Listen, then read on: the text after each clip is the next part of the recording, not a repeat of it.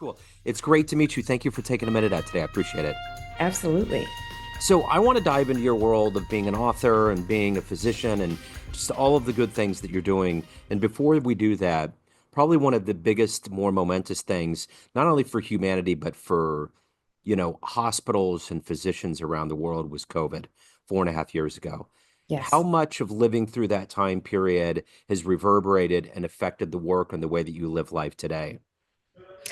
It's interesting. COVID for so many people was such a difficult time.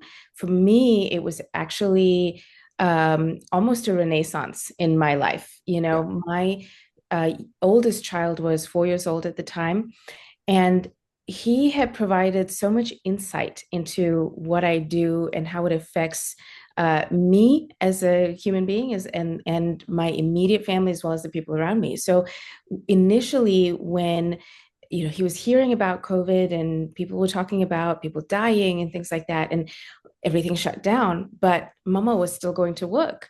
Yeah. So he said, "But Mama, why are you going? You're going to get sick. You're going to die." And I explained to him, I said, Anish, I'm a doctor. My job is to heal people. My job is to work with sick people. That's why I have to go to work while everybody else is staying at home. Yeah. And then, of course, we went to telehealth visits and we started staying at home. And then he's like, Mama, but why are you at home? You're supposed to be helping people. And, this conversation between my son and I, it really made me kind of step back and think about, hey, who am I to the world? What is it that I really do? What do I bring to the table? And how does that affect my life? And in that moment of switching to work from home, I had realized how much the job was impacting my family as well as my personal health and my personal life. Yeah. So all of a sudden, working from home, I'm able to exercise. I'm able to eat better. I have less stress. I'm spending more time with my family. All great pillars of health. And what I really so genuinely want to teach my patients is, first of all, I need to be able to walk the walk that I am explaining or asking my patients to do, but also to understand that life and health is not just about the prescription. It's not just about the diagnosis. It really is about all the things that impact. So the community, the stress levels, your purpose in life, and how are you showing up for the world, and what does that look like? And in addition, the lifestyle stuff, the nutrition piece and the exercise piece that, doesn't look the same for everybody. I can't give the same recommendation for you. Let's say I diagnose you with high blood pressure and I'm diagnosing the next person with high blood pressure. Our traditional clinical guidelines are do, 3 hours a week of moderate intensity exercise. But the reality is your recommendation may be different from somebody else's. Yeah. So for me, that really changed my viewpoint on how I want to show up for my community, for the world, and for myself. Yeah. Wow, what a great answer. So let's get to the heart and soul of what you do on a daily basis. And to do Mhm. that, being in front of kids is always the great way of doing that. So I'm going to put you in front of a bunch of third graders at career day, and one of the kids in the back of the room is like, "Hey, what do you do for a living?" How do you answer them?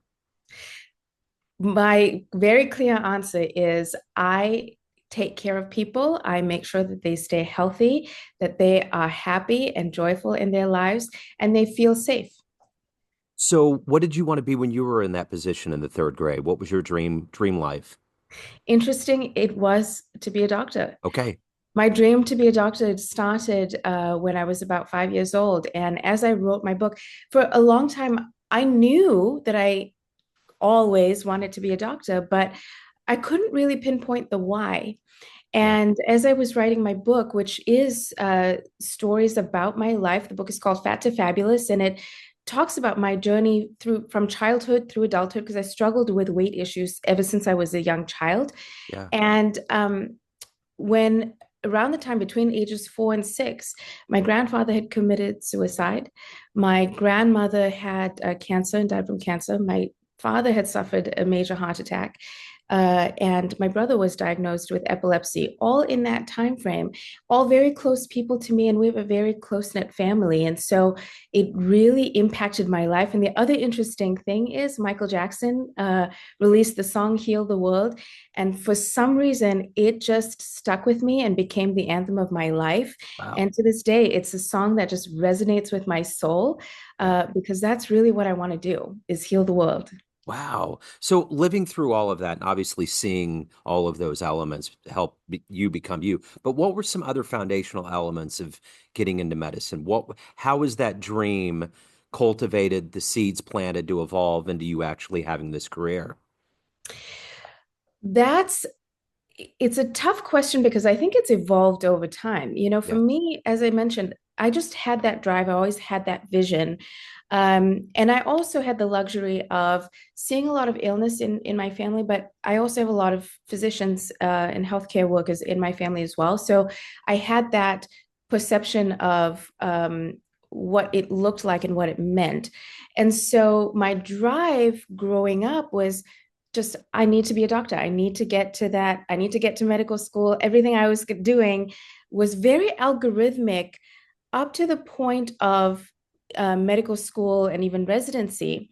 But actually, residency things changed. I always had that viewpoint that I wanted to heal the world from a holistic perspective. And to me, holistic means that it's mind, body, spirit, that it is, I do have to look at the overarching picture of somebody's life and not just the disease that is being presented to me. I like to view medicine from a wellness perspective instead of a disease perspective. So in residency, I actually did my fellowship in integrative and holistic medicine initially because of that kind of thought process and drive. It's also why I went to osteopathic school, because it has a more holistic approach to medicine. But for me, there is that almost dichotomy of my life and my dream, Yeah. right? My dream as a physician and life. And there's the issue of safety and security of having enough, income to uh, live the life that we want to live. People don't often talk about how, as a doctor, you put your life on hold for such a long time for your training before you can actually start to earn money, and that's a whole different thing. But also, um, now I'm comfortable to say, you know what, my viewpoint in medicine is different from everybody else. The Yeah. way I practice is different from everybody else. But for the longest time, I had this challenge of, but I don't do it that way. I don't think that way. I don't like it that way. I've 5 years ago, I decided I will never take insurance again because I had a case where the rules and regulations from the insurance company and what they were telling me to do for my patient was completely against my patient's values and beliefs in their healthcare. It was also medically not the right choice. It was medically going to put her in a worse position than what our plan was. And they fought me, they fought me, they fought me. The administrators at the hospital fought me. I lost $27,000 of my income because of this one singular patient. But I said, no, this is not in my patient's best interest. It is not the right decision for my patient. Just because she doesn't follow an algorithm, it's not okay. Yeah. And so I had to finally get to that point to say, I am different. I do things differently. I view the individual in front of me differently, and I'm okay with that. Yeah. So, as a best-selling author and someone that's obviously has a high level of conviction as a physician, who's been that bedrock, that hero, that inspiration for you in your life that's inspired you to do your work? I would say three people, largely. My grandfather, who, although he committed suicide when I was 4 years old, I was very young. I have a very vivid memory of the joyful man that he was. But also, it is very clear to me his values in education and giving back into the community and health. So Somehow, some way, he became a driving force. My grandmother, and seeing the strength that she had from that experience and how she has evolved her life over time, and really also revamped her health as well. And thirdly is my mother. It's like that generational thing, because again, it's her experiences, her conviction in life, the values that she had taught me about people, community, health, education, and even faith that really played a huge role for me. So, if you could meet an inspirational person right now alive on the planet, anybody, and spend a little time with them, someone that might help you in your career and the way that you view life, who would that be? Who would you love to meet and talk to? That is so hard because I have so many people. There's so many different facets of people, Yeah. and I almost think it's easier for me to go back in time than it is to think about, all the wealth of knowledge that we have here right now. So I'm going to rephrase that to a famous person, just in general. And actually, Mahatma Gandhi is somebody that I would have loved to have met and uh, had a discussion because of his conviction of what he stood for, but also that value of service. I very much resonate with giving back and serving people, and being the person who you wish to see in the world. So, or be the change you wish to see in the world. Absolutely. So, what is the motivation for you every day to wake up to do this work? I mean, being a physician, it's heavy work, right? But you also are a human being with a family and a life and a soul that you need to take care of and cultivate. What is that motivation and drive every day for you to do that and to do it at the best of your abilities? There's two motivations. One is that I'm so clear that this is what I have been put on this earth to do. Yeah. I understand that this is my purpose, is to heal and to educate and to give back. And so it just brings me tremendous joy.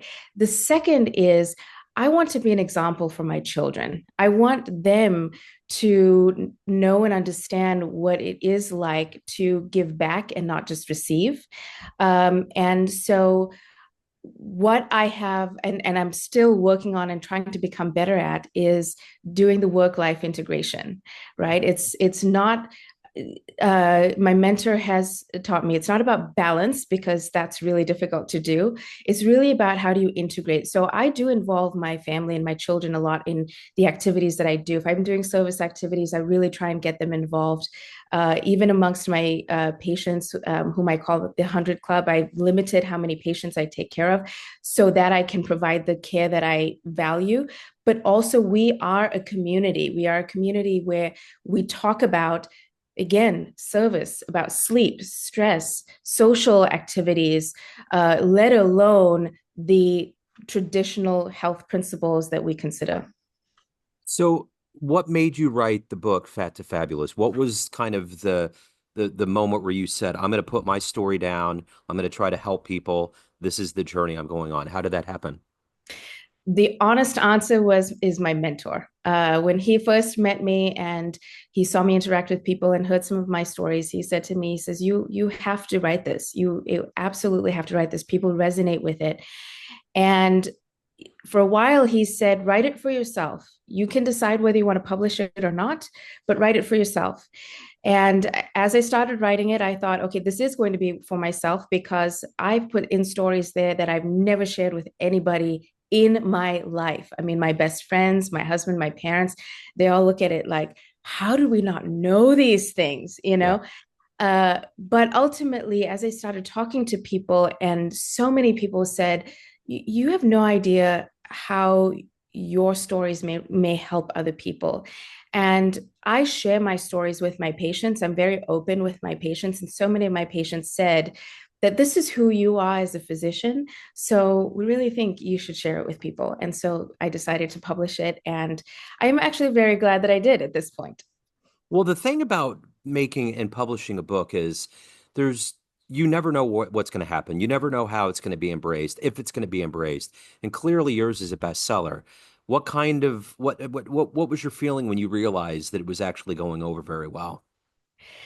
It's funny because it's a very emotional response, and you ask the question and I feel it. I feel it in my chest. I feel it in my heart, in a way, because I never expected it. I never um, thought I put it out there wondering, is one person even going to buy it? Yeah. And when it became a bestseller and, made it to the number one list, I was like, what? No way. I could not believe it. Yeah. And then to get the feedback of how, because let me back up. I never considered myself a writer. Yeah. And in fact, just last night, my son, we were talking about his grades, and I said, son, English is not his strong suit. I said, it was never mine. And he says, but you wrote a book. And I said, but I was never good at writing. I did it, but I was never good at writing. Yeah. So being able to have that response and that feedback, it is it's so heartwarming to me because again, the reason I put it out there was in hopes that people would resonate with my story, that it will make people think about themselves, hopefully, and hopefully take a step in a positive direction, whatever that looks like for them. For sure. So speaking of a journey, which this book is, let's let's say you have a dream tonight. You run into the version of you before you actually start practicing medicine. And you can give that version of you a piece of advice based on this life you've led, the wisdom you've accumulated over the years. What advice would you impart on that young version of you? My biggest piece of advice is don't be afraid to be who you are. Yeah. Yeah. Because it is that fear. And again, I'm having an emotional response just sharing this. It's that fear that held me back. Yeah. It's the fear that didn't allow me to practice medicine the way that I value. And uh, it is a fear that made me not live a life of purpose, a life of health and vitality. And have a relationship with myself as well as a relationship with other people that is just fearless, free, and authentic. So, on this path of finding your way and finding your voice and living with purpose, there's risks that are involved to get to where you're at. What's the biggest risk that you've taken in your life? The biggest risk is actually the biggest risk is the right now in my life. And that is in the last 6 months, I put myself out there in the version of my book. I had decided to leave a job that I absolutely loved. I love the people that I worked with. I loved my patient panel that I had. And it was a little bit of integration in my personal life, but I chose to step away from that and a healthy paycheck, to really fulfill what I believe is my purpose and stick with my conviction of this is who I am and this is who I will be and how I want to live. So it was almost a risk of my family security from the income perspective, a risk of putting myself out there and people not agreeing with that and liking that. And I've had a lot of that. It's changed a lot of the relationships that I have, some in a positive way and some in an unfortunate and negative way. Um, and it really has changed the way I live life on a day-to-day basis. For me, it's a great thing. For the people around me, it's definitely a transition and a change.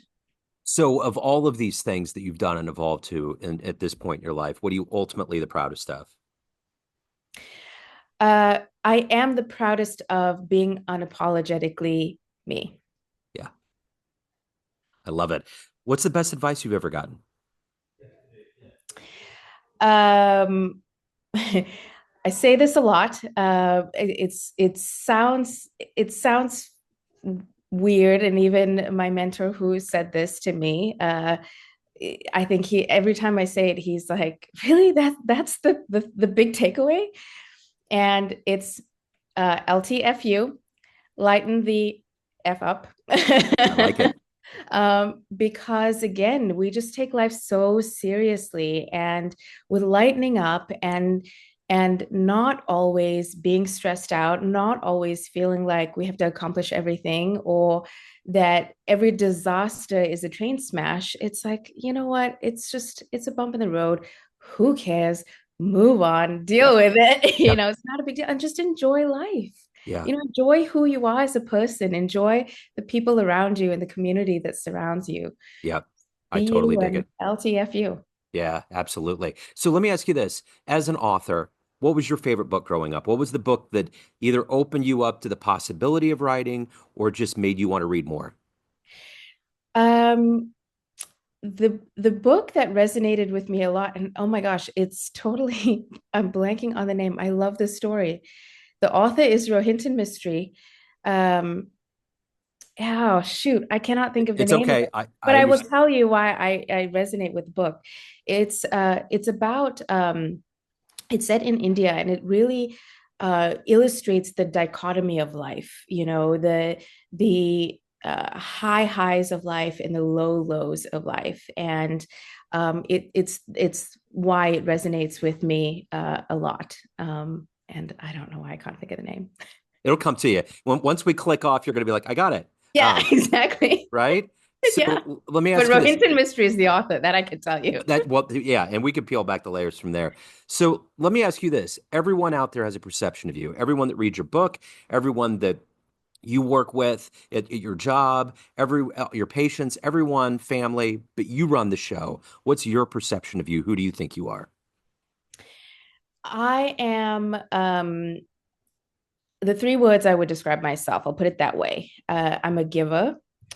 Um, I'm a lover in the sense that I really deeply care about people, and I act from a place of love and respect. And the third one is an adventurer. I really like to try new things and do things that bring a little bit of discomfort. Yeah, I dig it. So if anyone wants to pick up the book, they have questions, they want to reach out, any of the good business in your world, where do they go? My website is www.lasantha.com. That's my first name.com. And the book is on Amazon.com. It's called Fat to Fabulous. And all my social media handles are on my website. It's probably the easiest way to connect. Okay, I love it. What a great story. Thank you so much. I appreciate it. Thank you. This was fabulous. Yes, absolutely. Best of luck with everything.